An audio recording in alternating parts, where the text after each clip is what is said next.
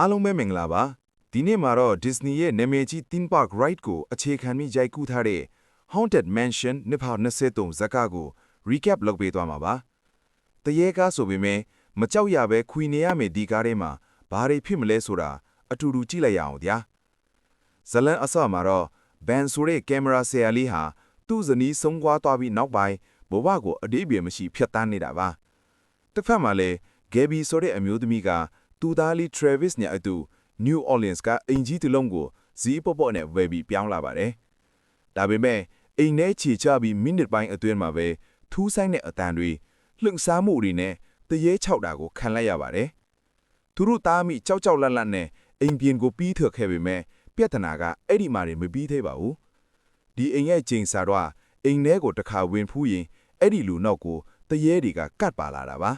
။ဒါနဲ့ပဲGabby ကဒီပြဿနာကိုဖြေရှင်းဖို့အတွက်တရေနေနိုင်မဲ့ယူတွေကိုလိုက်ရှာပါတော့တယ်။အဲ့ဒီမှာ Ben ပြီးတော့ဖုန်ကြီးအတူ Father Kent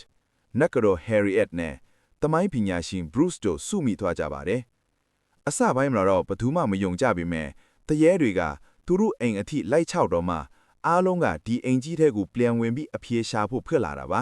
။အိမ်ထဲရောက်တဲ့အခါမှာတော့ဒီအိမ်မှာတရေပေါင်း9999တောင်ရှိနေတယ်ဆိုတာသိလိုက်ရပါတယ်။အဆိုးဆုံးကတော့ Headbox Ghost လို့ခေါ်တဲ့ခေါင်းပြတ်တရေကြီးပါ။သူကအိမ်ထဲကဝိညာဉ်အားလုံးကိုထိန်းချုပ်ထားပြီးဝိညာဉ်1000ပြည့်ဖို့အတွက်နောက်ဆုံးတစ်ယောက်ကိုတတ်ဖို့ကြိုးစားနေလာပါ